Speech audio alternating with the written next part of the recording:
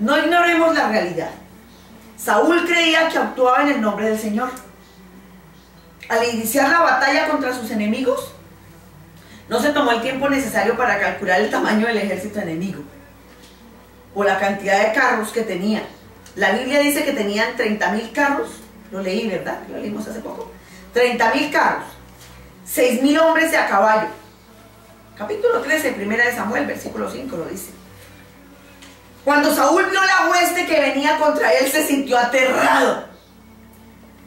Una cosa es tener la fe necesaria para enfrentar al enemigo, y otra muy distinta es dar por sentado que tenemos la fuerza suficiente para derrotarlo.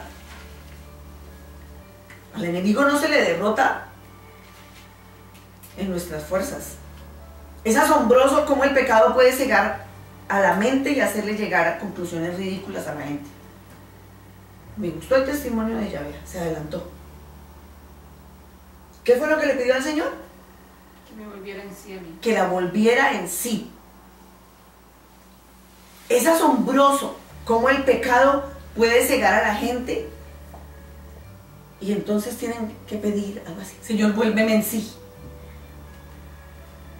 Y hace que lleguen a conclusiones ridículas. Por eso la oración que ya hace: Señor, hazme volver en sí. Lo que ella le estaba diciendo: Señor, por favor, no dejes que yo siga ciega.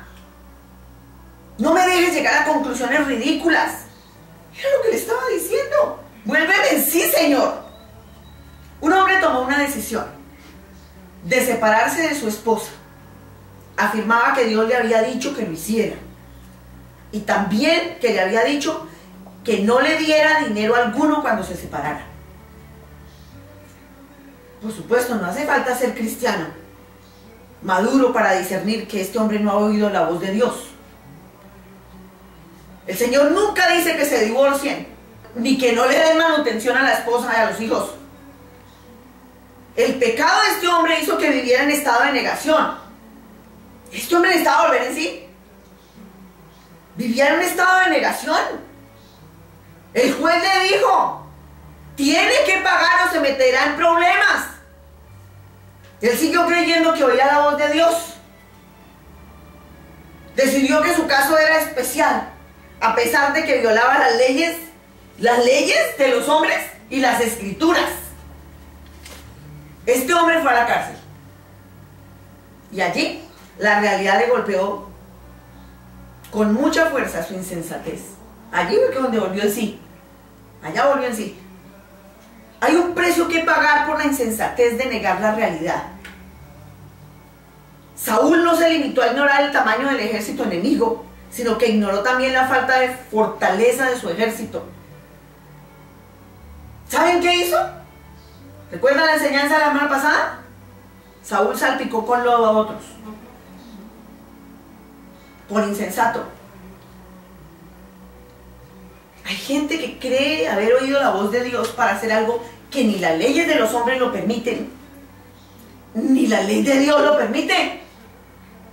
Insensatos.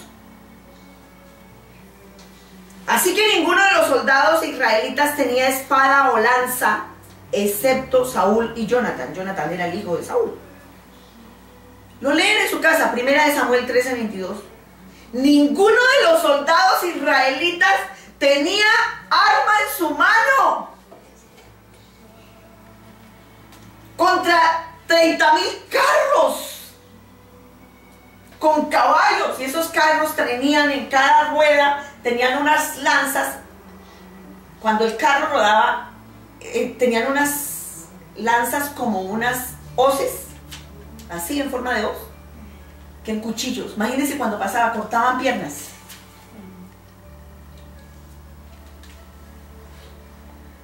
Y eran 30.000 carros y 6.000 hombres de a caballo. ¿Fue insensato o no fue insensato? Condujo a su ejército a la batalla contra un ejército inmenso y poderoso, sin las armas adecuadas. No se halló espada ni lanza en mano de ninguno del pueblo que estaba con Saúl y con Jonatán. Eso dice la Biblia. Los llevó a una muerte segura. Es que así es el insensato. El insensato consume sus propios recursos. Dice el proverbio 20:21: la herencia de fácil comienzo no tendrá un final feliz. La herencia de fácil comienzo no tendrá un final feliz. Oro porque el Espíritu Santo inicie un nuevo movimiento en este ministerio, con los atados por las deudas y con los compradores compulsivos. Que se resuelvan conflictos económicos dejando las compras compulsivas y enfrenten con decisión sus deudas. Porque algo esté en oferta, no lo debemos comprar. Me gusta la enseñanza de Joyce Meyer. Y con esa enseñanza yo aprendí. Hace unos 10 años, Joyce Meyer relata en uno de sus libros cómo dejó de ser compradora compulsiva. Antes de salir al centro comercial, ataba el espíritu de seducción que hacía que le gustara todo lo que veía. Y yo aprendí con esa enseñanza de ella. Aprendí a atar en mi vida ese espíritu inmundo. Debemos aprender a salir de compras.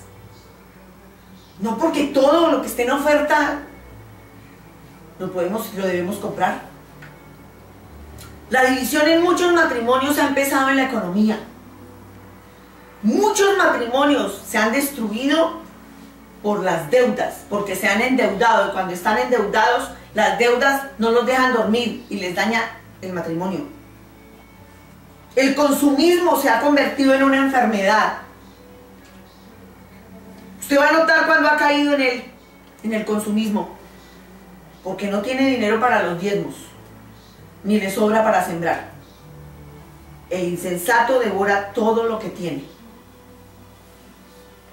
Juan Wesley enseñaba a su congregación a orar antes de comprar algo. Y yo oro porque ustedes aprendan con esta enseñanza. Amén. Su filosofía era: gana todo lo que puedas, ahorra todo lo que puedas y da todo lo que puedas. El Señor lo bendijo tanto que pudo vivir con el 10% y dar el 90% a la obra del Señor. Amén. Juan Wesley fue un gran avivador. Es que nuestra economía forma parte de la santidad de Dios. La integridad económica y fiscal está incluida en la santidad. La santidad no es solo una moralidad correcta, sino también una ética correcta. Es gozar de buen testimonio y dar una buena imagen ante los paganos para que se acerquen a Cristo. Los paganos no se acercan a Cristo porque nos vean, porque tenemos el equipo de sonido del último modelo o el televisor super extra recontraplasma. No, eso no deslumbra a nadie, porque todo el mundo sabe que estás endeudado. Las deudas no deslumbran a nadie. A mí me causa tristeza un endeudado. Hace tiempo yo corté la tarjeta de crédito de Bey. No tengo sino una porque la uso para los viajes. Diga ya. Compro pasajes.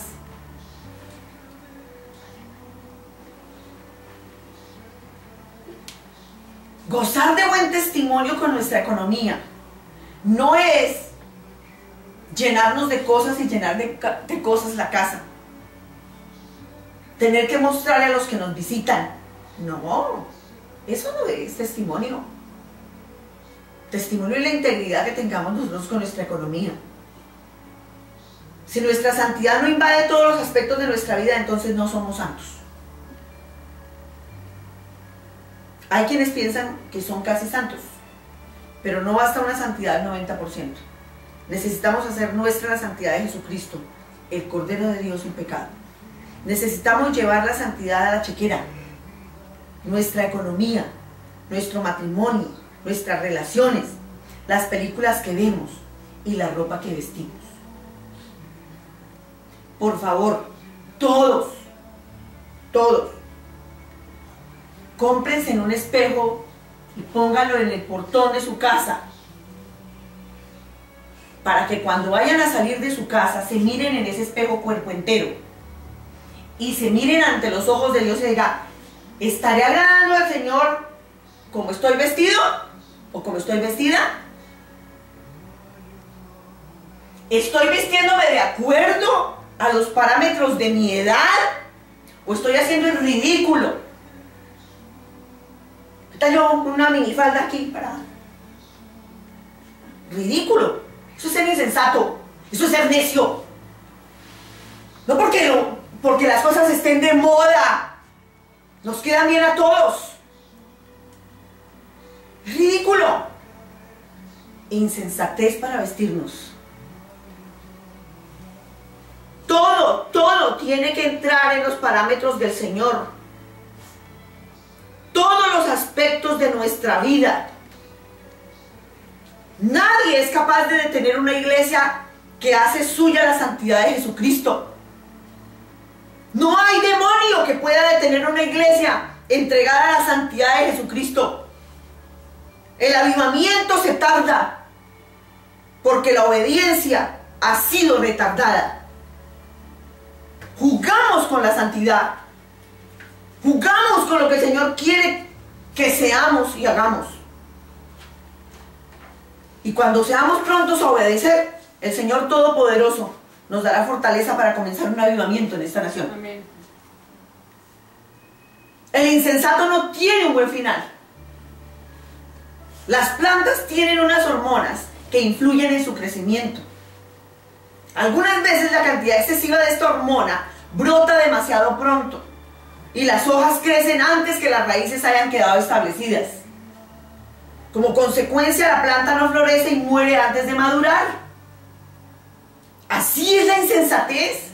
Los cristianos somos hermosas plantas que debemos producir fruto a su tiempo. Pero la hormona espiritual de la insensatez hace que se desarrolle el crecimiento insensato. Como consecuencia, no tiene raíces maduras y ese cristiano o ministerio muere antes de llegar a la madurez. Cuando crecen, muchos los elogian. Si es una persona, ¡ay, pero cómo ha crecido! ¡Ay, qué ungida esa persona!, ¿no? Un ministerio igual. ¡Uy, pero qué ungidos es ese ministerio! ¡Con qué rapidez crecieron! Pero no debemos engañarnos con los crecimientos rápidos. Nos deben preocupar los cimientos que sostendrán el crecimiento. De nada sirve ver a una persona crecida espiritualmente si sus cimientos no son buenos, sus raíces. ¿No es que tiene que dar buen fruto? Sansón, Salomón y Saúl murieron antes de llegar a la madurez espiritual. Y murieron jóvenes. Muchos ministerios han florecido con rapidez para morir antes de madurar. Hay cristianos que son como esas plantas y se dicen, Dios me desilusionó.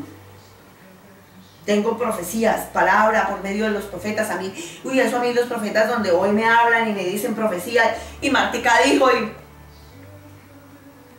Pero no ha sucedido nada. No permitan que la enfermedad del crecimiento insensato crezca en su vida. No dejen que la planta insensata les lleve a dar frutos sin buenas raíces. ¿Recuerdan la enseñanza del bambú? ¿Ustedes la recuerdan? ¿La enseñanza del bambú? ¿Cuántos años? 7. 7 años. Después que se siembra el bambú dura 7 años para salir. Y solo en 3 meses crece más de 30 metros. Pero se ha demorado 7 años la raíz en profundizarse. Y así debemos ser nosotros como el bambú. Sintonícense con la voluntad de Dios y sus tiempos oportunos. Sintonícense con la voluntad de Dios en cuanto a su vida. Humíllense ante el Señor y esperen que su sabiduría les enseñe lo que necesitan saber. Les voy a dar ya para terminar estos ejemplos de insensatez. Si decide andar en la santidad bíblica, tiene que decidirse a andar sabiamente. La sabiduría llama a confesar los pecados y buscar restauración. pero el orgullo no permite hacerlo. Hay ministros que tienen fallos morales, pero se niegan a someterse a la disciplina y al proceso de restauración. Siguen ministrando como si nada hubiera pasado. Se aferran al ministerio aunque les cueste el alma. Y así hay cristianos, sirviéndole al Señor, levantando las manos, aferrándose aunque les cueste el alma. ¿De qué sirve la iglesia local si se pierde la ciudad? Hay una imprudente obsesión por el crecimiento de la iglesia local. Hay gente especializada en contar ovejas, pero no para dormir, sino en contar las ovejas de las iglesias. Pero olvidan el beneficio para la ciudad. La sabiduría llama a andar en unidad bíblica, buscando miembros tanto al ministerio local como en la ciudad. Nosotros debemos orar porque todos los ministerios de la ciudad se multipliquen. Me encontré con este pastor Cobalo, me alegró mucho que están empezando una obra con la esposa. Me alegra, la ciudad.